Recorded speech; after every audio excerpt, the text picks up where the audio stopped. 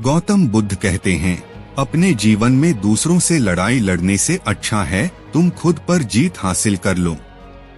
इससे तुम्हें कभी कोई दिक्कत नहीं आएगी, हमेशा जीत तुम्हारी ही रहेगी।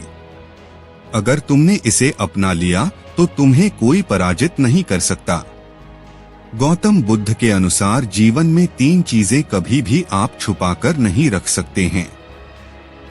वो है सूर्य, चंद्रमा और सत्य। गौतम बुद्ध की शिक्षाप्रद कहानी हमें अपने लक्ष्य को पाने के लिए प्रेरित करती है।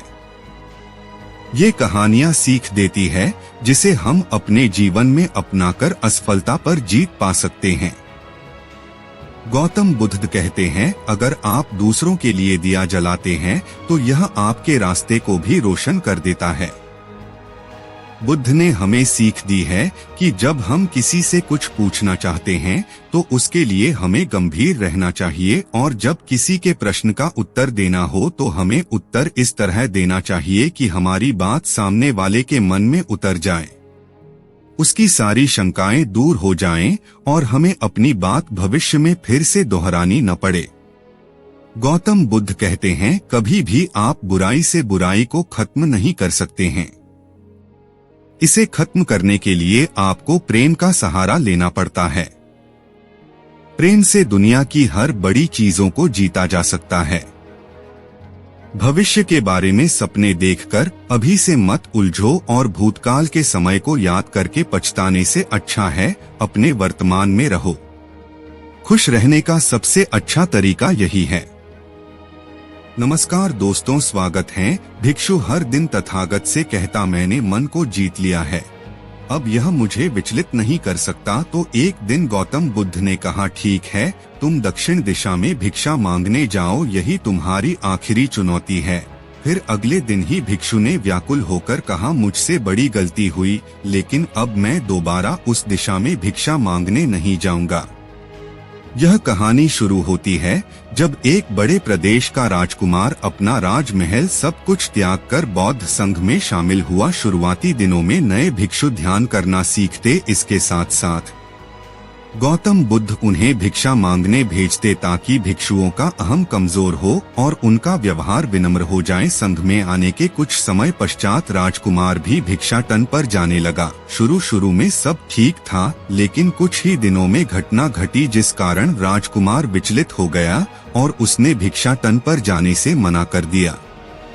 भिक्षाटन का नियम था कि भिक्षु केवल 2 घरों में भिक्षा मांगते और नहीं मिलती तो आश्रम वापस आकर जल ग्रहण करते। एक बार राजकुमार भिक्षु नगर में भिक्षा मांगने निकला और दुस्सहयोग से भिक्षा नहीं मिली। शुरू में राजकुमार भिक्षु को निराशा हुई, लेकिन कुछ ही पलों में उसका मन शांत हो गया, जैसे कुछ हुआ ही ना हो। बिना प्रयास के आज भिक्षु बड़ा प्रसन्न था। उसने लौटकर गौतम बुद्ध से कहा, आज मुझे भिक्षा प्राप्त नहीं हुई, लेकिन मेरा मन शांत है, ना किसी विचार ने मुझे परेशान किया। गौतम बुद्ध भिक्षु की सारी भावनाएं समझ रहे थे। तथागत ने कहा, अच्छी बात है, अब तुम कल महल की तरफ भिक्षा मांगने जाना। भिक्षु ने आज्ञा का पालन किया और अगले दिन भिक्षा मांगने निकल गया। कुछ देर बाद जब भिक्षु महल के आगे से गुजरा तो उसे अपना महल याद आ गया कि कैसे वह ऐशो आराम का जीवन जीता था। भिक्षु ने सोचा, महल में खाने को स्वादिष्ट पकवान मिलते और सेवा करने को कई नौकर होते और सभी प्रकार के सुख मिलते। ऐसा सोचते सोचते भिक्षु के मन में इच्छा हुई कि आज बढ़िया भोजन मिल जाए। तभी भिक्षु सचेत हो गया कि यह सब अतीत की स्मृतियां हैं और मैं केवल इन्हें देख रहा हूँ।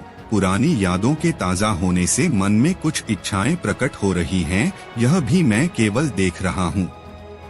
अगर मैं इन शारीरिक इच्छाओं को पूरी करने की लालसा रखूं तो मैं मन की शांत और यह जागृत अवस्था खो दूंगा। भिक्षु ने महसूस किया कि जब जब हम स्वयं को 2 कदम आगे ले जाते हैं, चेतना का स्तर ऊपर उठाते हैं, तब तब मन इस प्रकार के खेल खेलता है।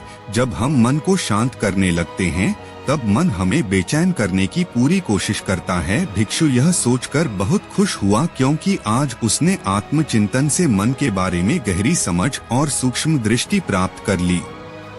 भिक्षु ने आश्रम आकर गौतम बुद्ध को सारी बात बताई और कहा, तथागत, आज मुझे आपकी कृपा से सूक्ष्म दृष्टि प्राप्त हुई। मन हमें बार बार इच्छाओं में उलझाना चाहता है। महल को देखकर मुझे भी पुराने सुखों का स्मरण हो आया, लेकिन आज भी विचार मुझे छू नहीं पाए। गौतम बुद्ध ने कहा, अच्छी बात है, कल नगर की दक्षिण दिशा में जाना, वहाँ एक हवेली है, वहाँ मन और विचारों पर उपदेश देकर आना। भिक्षु बहुत खुश हुआ। आज वो जल्दी जल्दी चल रहा था क्योंकि वो उपदेश देने जा रहा था। पर दोस्तों, इस बार की यात्रा भिक्षु पर भारी पड़ने वाली थी। कुछ ही देर में भिक्षु हवेली पहुंचा और भिक्षा के लिए आवाज लगाई। आवाज सुनकर एक सुंदर युवती बाहर आई। भिक्षु ने सोचा कि इस युवती की सुंदरता को देखकर मेरे मन में कोई विचार नहीं आना चाहिए, क्योंकि मेरा यहाँ आने का प्रयोजन तो इसको उपदेश देना है। युवती ने भिक्षु को प्रणाम किया और कहा, आइए पहले भोजन ग्रहण कीजिए। भिक्षु ने भोजन किया, फिर सोचा कि उपदेश देने से पहले थोड़ा आराम कर लेता तो अच्छा होता। भिक्षु यह सब सोच ही रहा था। इसी बीच युवती ने कहा, श्रीमान, आपने अभी अभी अन्न ग्रहण किया है, अब थोड़ा आराम कर लीजिए, फिर उपदेश शुरू करना। यह सुनते ही भिक्षु सतर्क हो गया। जो योजना वह मन में बना रहा था, यह महिला वह सब बिन बताए करती जा रही थी। भिक्षु ने सोचा, यह सब संयोग है। यहाँ लोग भोजन के बाद आराम करते होंगे। फिर भिक्षु आराम करने लेट गया और विचार करने लगा कि महिला कितनी समझदार है और इसकी सुंदरता बेजोड़ है। अगर मैं राजकुमार होता तो ऐसी ही स्त्री के साथ विवाह करता। भिक्षु के मन में ऐसे ही कुछ विचार चल रहे थे। इतने में युवती फिर से आई और बोली, अगर आप राजकुमार होते तो मुझे उपदेश कैसे देते? भिक्षु जी, आप तो मुझे उपदेश देने आए थे ना? युवती का इतना कहते ही भिक्षु को स्पष्ट हो गया कि युवती तो मन पढ़ सकती है। भिक्षु घबरा गया और हाथ जोड़कर पूछा, क्या आप मेरा मन पढ़ सकती हैं? युवती ने कहा, क्षमा कीजिए, ध्यान करते करते मेरा मन शांत हो गया है, इसलिए बड़ी आसानी से मुझे दूसरों के विचार अपने आप महसूस हो जाते हैं, उनकी भावनाएं समझ आ जाती हैं। जब भिक्षु ने सुना तो उसके पैरों तले जमीन सरक गई। फिर बिना कुछ बोले भिक्षु तत्काल आश्रम की ओर चल पड़ा। रास्ते में चलते हुए भिक्षु का दिमाग फटा जा रहा था। उसकी बेचैनी बढ़ गई थी। भिक्षु खुद को कोसने लगा कि मेरे मन में युवती के लिए ऐसे विचार क्यों आ रहे थे। उसने मेरे बारे में क्या सोचा होगा? अगर यह बात लोगों को पता चलेगी तो लोग भिक्षुओं और संघ के बारे में क्या सोचेंगे? आज भिक्षु बहुत लज्जत महसूस कर रहा था और वह थोड़ी ही देर में आश्रम पहुंच गया। जब भिक्षु गौतम बुद्ध के सामने पहुंचा तो तथागत ने देखा कि उसके चेहरे की रौनक जा चुकी है। दोनों कंधे झुके हुए थे। भिक्षु ने बुद्ध से कहा, अब मैं कभी भिक्षा के लिए नहीं जाऊंगा। तथागत ने कहा, पहले आराम से बैठो, फिर मुझे बताओ कि तुम्हारी चाल में इतनी थकान क्यों है? आज तुम्हारे चेहरे पर तेज की जगह गलाने की भावना क्यों है? भिक्षु ने सारी बात बताई और कहा, मैं सब कुछ जानते हुए भी महिला की सुंदरता के बारे में और अन्य चीजों के बारे में सोच रहा था। मैं मन से पूरी तरह हार गया। अब मैं कभी उस दिशा में नहीं जा पाऊंगा। मैंने बौद्ध संघ का भारी अपमान किया है। गौतम बुद्ध ने कहा, सबसे पहली बात, परेशानी को बढ़ा चढ़ाकर मत सोचो। अगर कुछ बुरा हो जाए तो एकदम से यह मत सोचो कि सब खत्म हो गया। बिना सोचे निष्कर्ष पर मत जाओ। दूसरी बात, ध्यान दो कि कहीं तुम नकारात्मक विचारों के साथ अतिशयोक्ति करने वाले शब्दों का प्रयोग तो नहीं कर रहे। जैसे मैं हमेशा हारता हूँ, जीवन में कुछ नहीं बचा, मैं मन से पूरी तरह हार गया, मेरे साथ कोई नहीं है। क्योंकि ऐसा करने से मन अति भावुक और विचलित हो जाता है और नकारात्मक विचारों के चक्र में फंसा रहता है। तथागत के शब्दों से राजकुमार भिक्षु के मन को सांत्वना मिली। भिक्षु ने पूछा, अगर मैंने अपने मन को जीत लिया था तो फिर मन ने मुझे परेशान क्यों किया?